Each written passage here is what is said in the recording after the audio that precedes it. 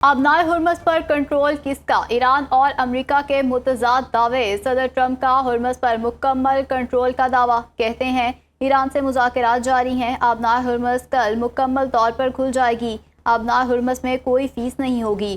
اگر کوئی اور ٹول لگائے گا تو امریکہ بھی چارج کرے گا۔ کہتے ہیں دوسرے مرحلے میں نیوکلیئر ایشو پر بات ہوگی۔ امریکہ واضح ہے ایران کے پاس نیوکلیئر ہتھیار نہیں ہونے چاہیے۔ تہران کے پاس آخری موقع ہے، دستاویز پر دستخط کر دے۔ اور ایران کے میجر جنرل محسن رضائی کا کہنا ہے کہ ہرمز امریکہ کی شرائط پر دوبارہ نہیں کھلے گی اور نہ ہی ایران کسی دوسرے راستے کی اجازت دے گا۔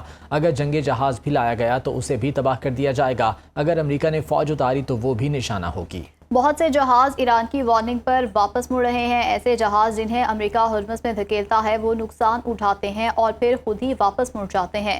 ایرانی عہدیدار نے یہ بھی انکشاف کیا ہے کہ ایران نے یوکرین میں 3 اہداف پر حملوں کی تیاری کر لی تھی، تاہم یوکرین نے فون کر کے حملے کو اپنی غلطی قرار دے دیا، جس پر حملے کا ارادہ ترک کر دیا گیا۔ ایران اور عمان آبنائے ہرمز سے متعلق نئے بحری راستے پر معاہدے کے قریب ہیں۔ ترجمان ایرانی وزارت خارجہ اسماعیل بقائی نے کہا کہ عمان کے ساتھ مذاکرات میں پیش رفت ہوئی ہے۔ آبنائے ہرمز کے لیے عارضی محفوظ راستے پر عمان کے ساتھ کام جاری ہے۔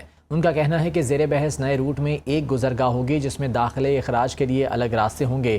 اسماعیل بقائی کا مزید کہنا ہے کہ آبنائے ہرمز کی بحالی کے لیے عمان کے ساتھ کسی معاہدے تک پہنچ جانا کافی نہیں۔ امریکی جارحیت جاری رہی تو صورتحال اسی طرح برقرار رہے گی۔ امریکی وزیر خزانہ نے کل ایران کے ساتھ ڈیل ہونے کا امکان ظاہر کر دیا۔ امریکی میڈیا کو انٹرویو دیتے ہوئے اسکاٹ بیسنٹ نے کہا کہ ممکن ہے ہماری ایران کے ساتھ آبنائے ہرمز کے معاملے پر کل ڈیل ہو جائے۔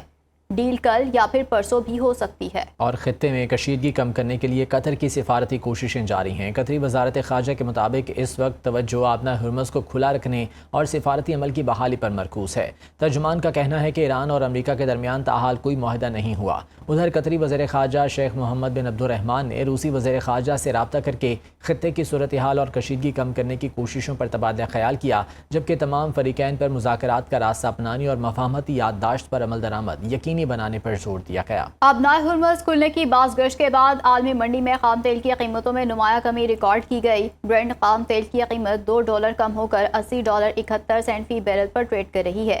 WTI خام تیل $2.58 سستا ہونے کے بعد $78 فی بیرل میں فروخت ہو رہا ہے۔ ایرانی صدر مسعود پزشکیان نے استعفیٰ دینے سے انکار کرتے ہوئے عہدہ برقرار رکھنے کا اعلان کر دیا۔ ایرانی میڈیا کے مطابق صدر پزشکیان کا کہنا ہے کہ وہ ڈٹے رہیں گے اور ملک کی خود مختاری کا دفاع کریں گے۔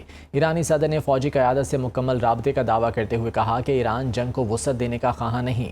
ایرانی میڈیا کے مطابق جنگی صورتحال پر صدر پزشکیان کا مکمل بیان کی ویڈیو اور متن جلد جاری کیا جائے گا۔ عمان کے ساحل کے قریب ایک مال بردار جہاز کو پروجیکٹائل سے نشانہ بنانے کی اطلاع ملی ہے۔ برطانوی میری ٹائم ٹریڈ آپریشنز ایجنسی کے مطابق یہ واقعہ عمان کے شہر حزب سے تقریباً 37 کلومیٹر شمال مشرق میں پیش آیا، جہاں ایک کارگو جہاز نامعلوم نوعیت کے پروجیکٹائل کی زد میں آ گیا۔ واقعے کے فوراً بعد متعلقہ حکام نے جائے وقوع پر پہنچ کر تحقیقات کا آغاز کر دیا۔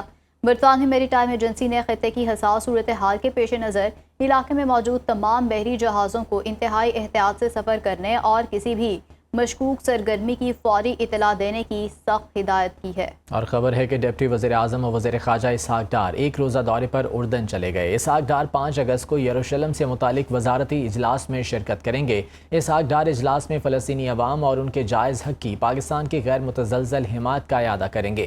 اسحاق ڈار کے اجلاس میں شریک وزراء خارجہ سے 2 طرفہ ملاقاتیں بھی متوقع ہیں۔ سائیڈ لائنز پر ہونے والی ان ملاقاتوں میں عالمی اور علاقائی امور زیر بحث آئیں گے۔